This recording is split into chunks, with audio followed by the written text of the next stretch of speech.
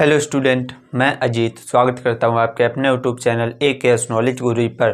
तो I hope आप लोग स्वस्थ होंगे, मस्त होंगे और अच्छे से अपनी तैयारी कर रहे होंगे। तो आज मैं कराऊंगा ये विलयन पार्ट का जो तीसरा भाग है उसको, तीसरा पार्ट को। ठीक है, इस वीडियो में शुरू कर रहा हूँ विलयन की जो सांद्रता की इकाइयाँ होती हैं उससे।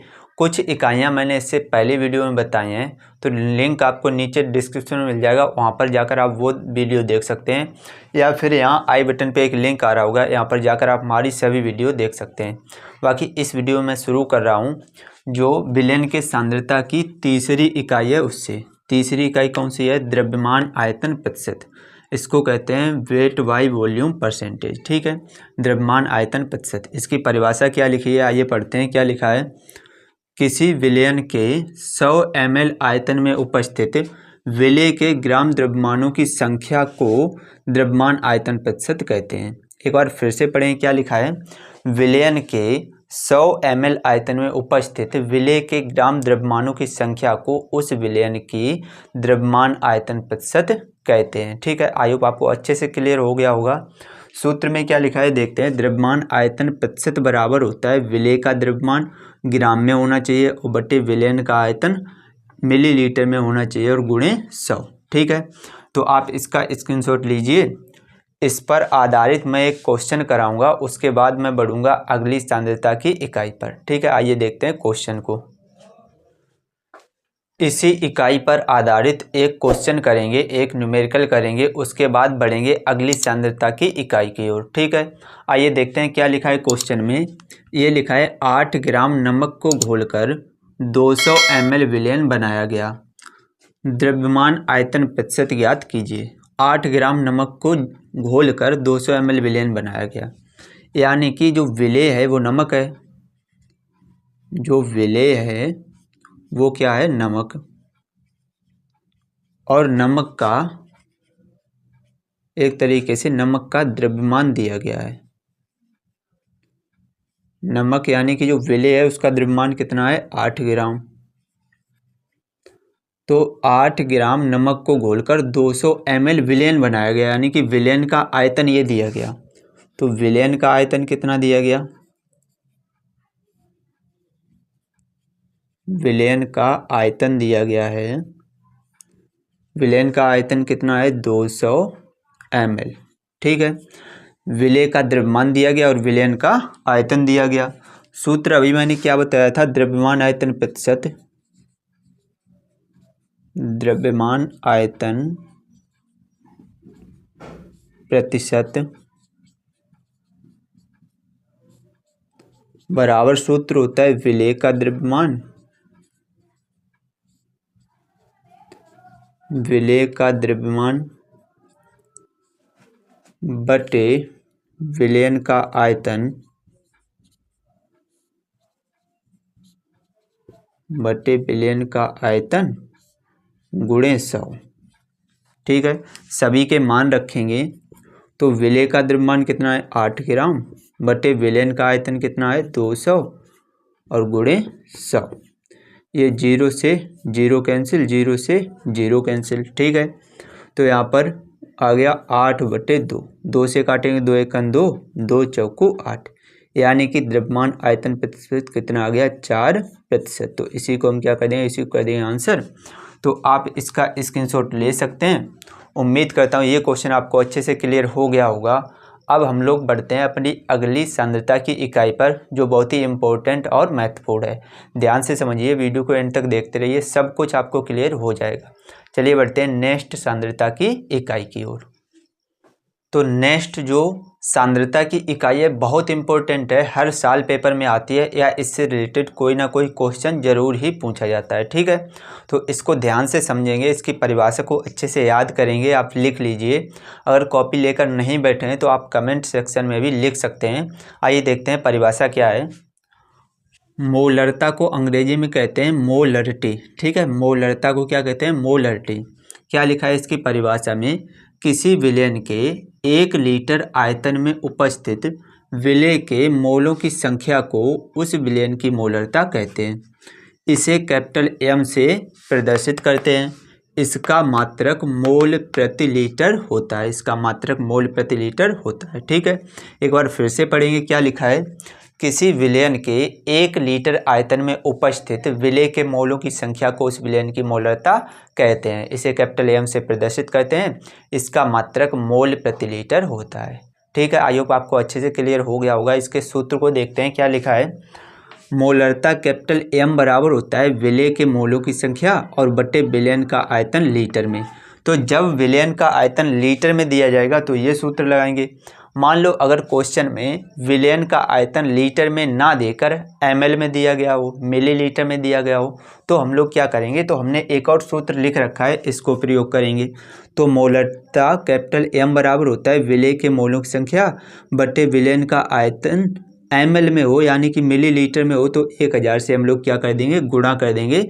तो ये सूत्र यूज करेंगे जब आयतन ml में दिया गया हो, और जब आयतन लीटर में दिया गया हो तो ये वाला सूत्र लगाएंगे। ठीक है, अब यहाँ पर ये लिखा है विलेय के मोलों की संख्या, इसमें भी है विलेय के मोलों की संख्या।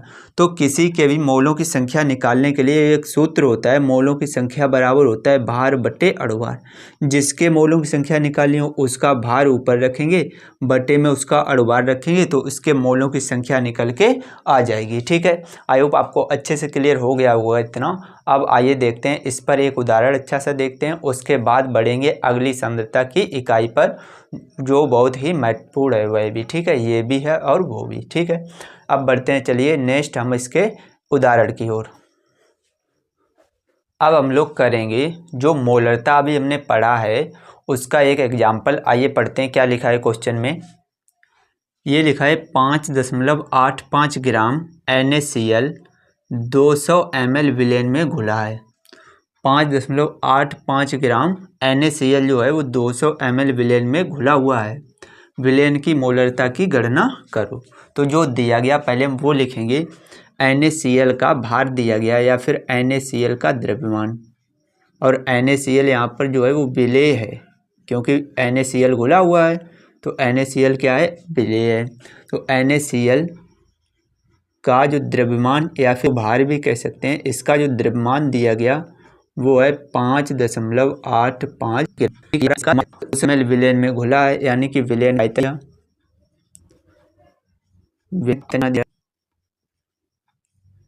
विलयन का आयतन दिया गया है 200 ml। अब आयतन जब ml में दिया गया है तो सूत्र कौन सा यूज करेंगे? मोलरता बराबर एक सूत्र अभी मैंने बताया था, मोलरता बराबर सूत्र क्या है? विलेय के मोलों की संख्या, विलेय के मोलों की संख्या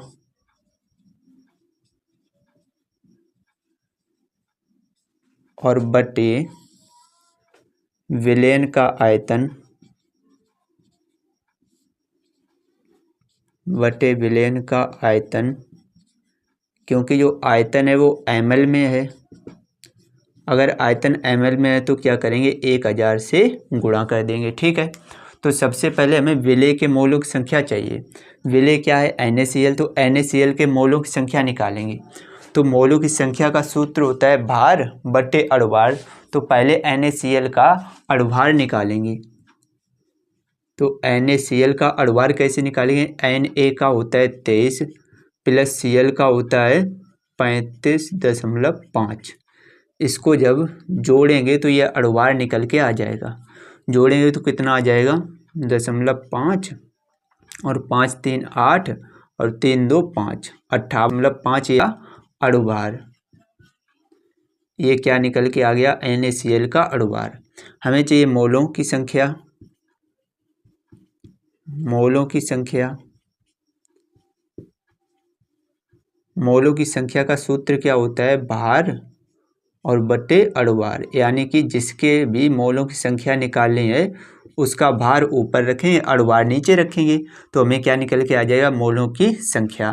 तो NaCl का जो भार दिया गया है वो 5.85 और बटे इसका अणुभार निकला है 58.5। ठीक है, अब क्या करें? यहाँ पर और एक जीरो बढ़ाएंगे, दशमलव से दशमलव कैंसिल, इससे ये जब काटेंगे तो ये आ जाएगा 1/10।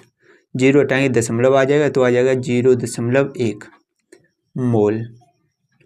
मौलिक संख्या कितनी आ गई 0.1 मोल। ठीक है, अब हम यहाँ पर सूत्र में रख देंगे तो विलेय की मौलिक संख्या निकली है 0.1 और बटे विलयन का आयतन दिया गया 200 ml और गुणा कर देंगे 1000 से। ठीक है, 0 से 0 कैंसिल, 0 से 0 कैंसिल, 2 से काटेंगे 2 1 2, 2 पंचे 10, तो ये आ गया 0.1 गुणे 5। 5 में जब इसका गुणा करेंगे तो ये आ जाएगा 0.5 मोलर। ठीक है, या तो कैपिटल एम बना दीजिए या फिर हम क्या लिख सकते हैं, या इसका एक मात्रक और होता है मोल प्रति लीटर, मोल प्रति लीटर। ठीक है, आप या तो कैपिटल एम बना दीजिए या फिर लिख दिए मोल प्रति लीटर। ठीक है, तो आप इसका स्क्रीनशॉट लीजिए।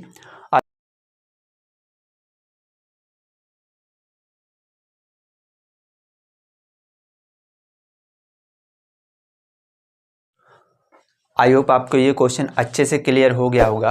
अगर वीडियो अच्छी लगी हो तो लाइक कर दीजिए। चैनल पर पहली बार आए हो चैनल को सब्सक्राइब कर लीजिए। आपको इसी तरीके की नॉलेजेबल वीडियो इस चैनल पर मिलती रहती हैं। तो चलिए मैं मिलता हूँ आपसे नेक्स्ट वीडियो में नेक्स्ट बची हुई सांद्रता की इकाई के साथ। तब तक के लिए जय हिंद, जय भारत, जय माता दी।